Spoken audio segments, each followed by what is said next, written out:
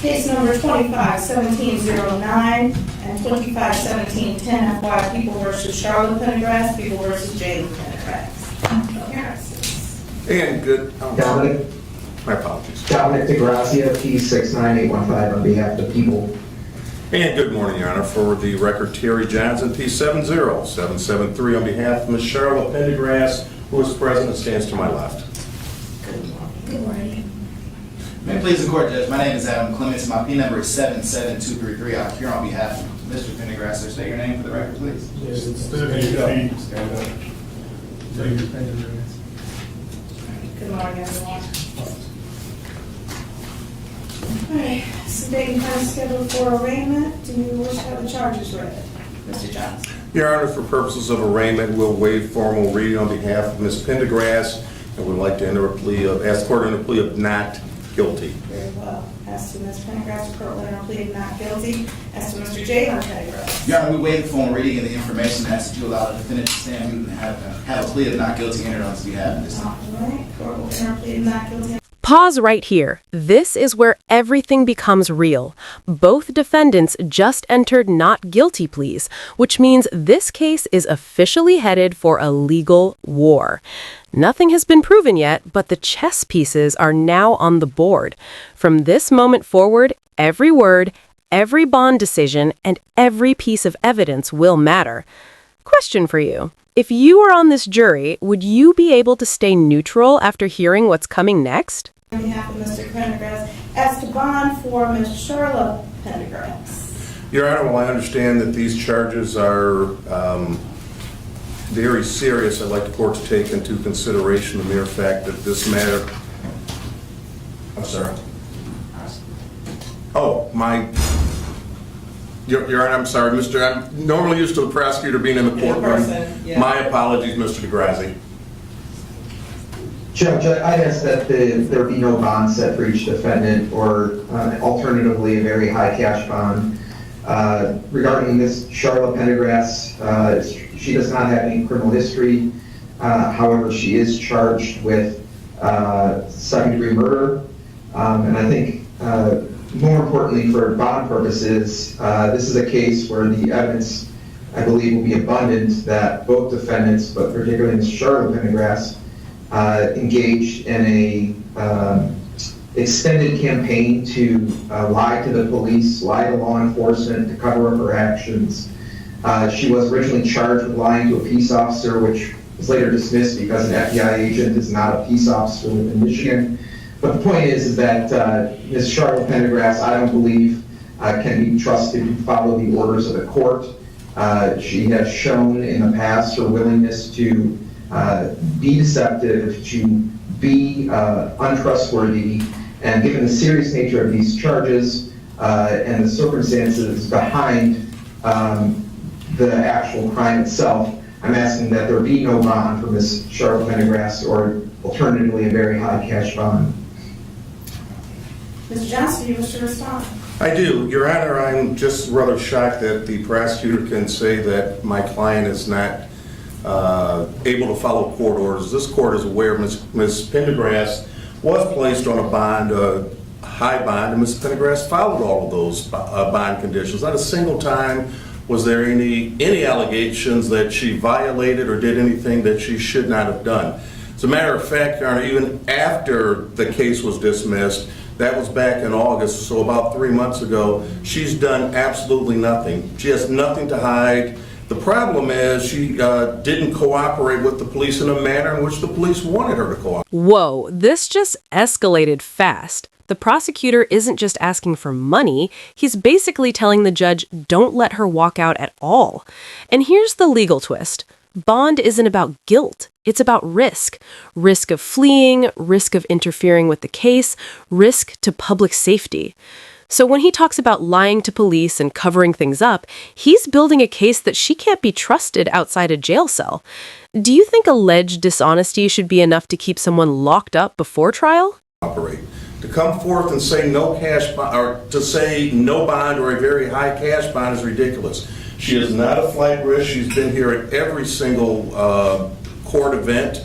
And I would ask that if the court sets a bond, that it be a reasonable bond. Again, based upon her actions that this court has saw, not the allegations that have been put forth by the people. Thank you very much.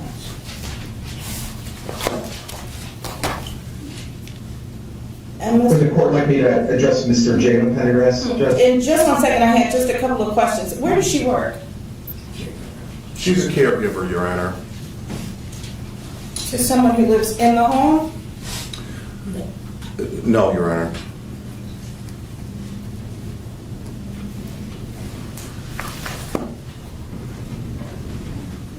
And the address we have for her on Roth, is that the best address?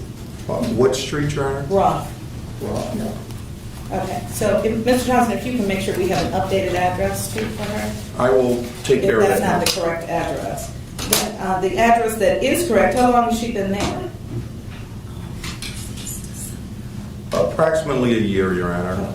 Is this the address out county, outside of Inkster? Whatever her current home address is, how long has she been associated with her current home address? Oh, over a year. Okay.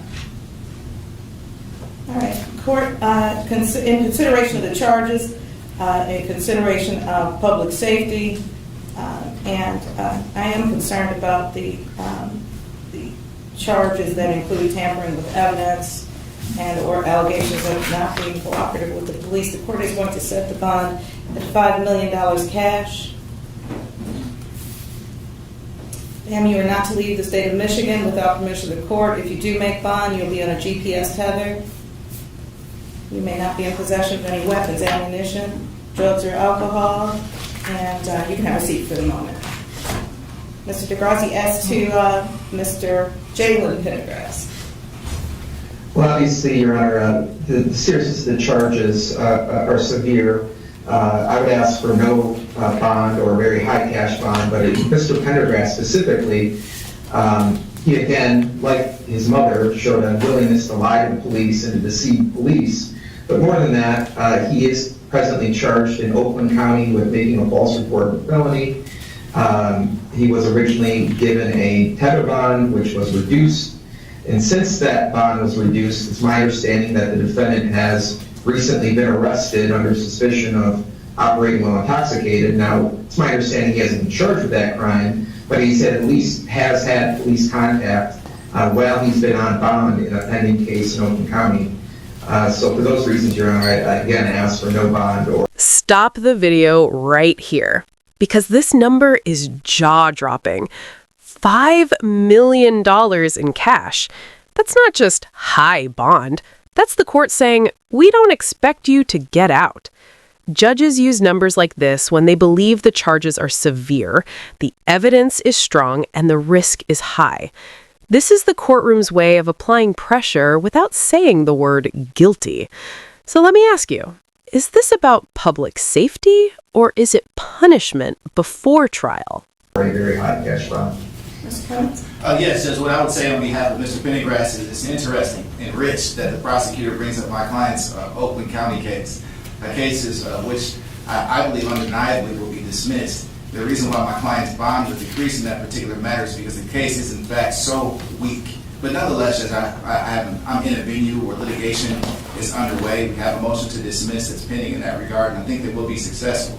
But I think what's pointed in this particular case is that in that particular matter, my client was placed on a house arrest tether. During that particular time, he never missed court, he never violated any conditions of his bond. But moreover, and more importantly, as it relates to this investigation, in this case, when did Mr. Pendergrass ever flee the jurisdiction?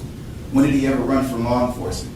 When did he ever refuse to come in and meet with them? And it's news to me that he ever provided any false statements. I'm sure Mr. DeGrazia will give you some discovery to that effect. But I've never seen any of that information to suggest that he's provided any false information to law enforcement. So rather than attack a criminal history, the prosecution is asking the court to look at allegations that didn't even lead to a charge as it relates to an OWI. And that's purposeful. And the reason for that is because my client has no significant criminal history that the prosecution can point to. He's been compliant throughout this entire ordeal.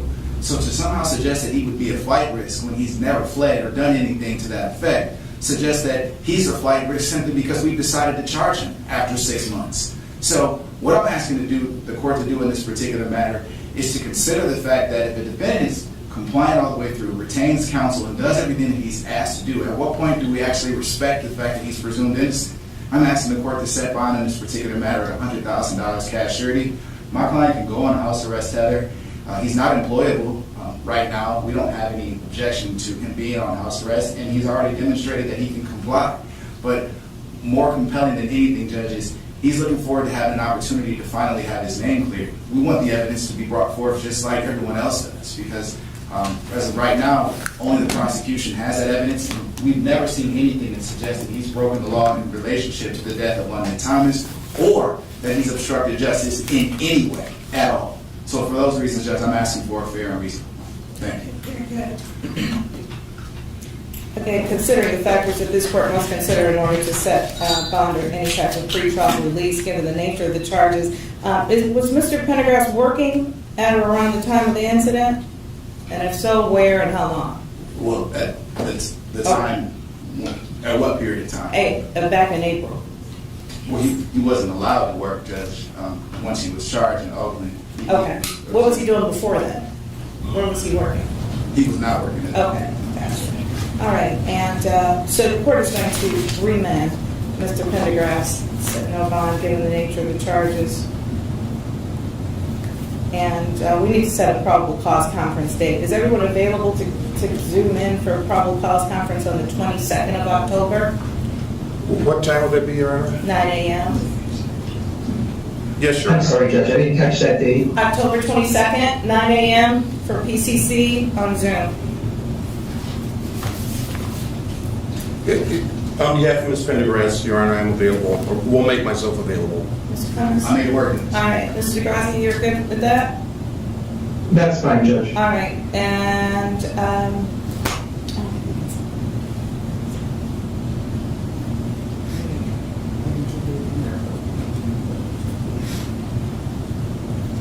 we'll set dates at the next year. We'll set exam dates at that. I was going to try and see if we could pick exam dates since I have all of you here and everybody's got a calendar. Oh, I understand, Your Honor. I would hope once we receive discovery. Okay. Then you'll have a better idea of how we need to schedule.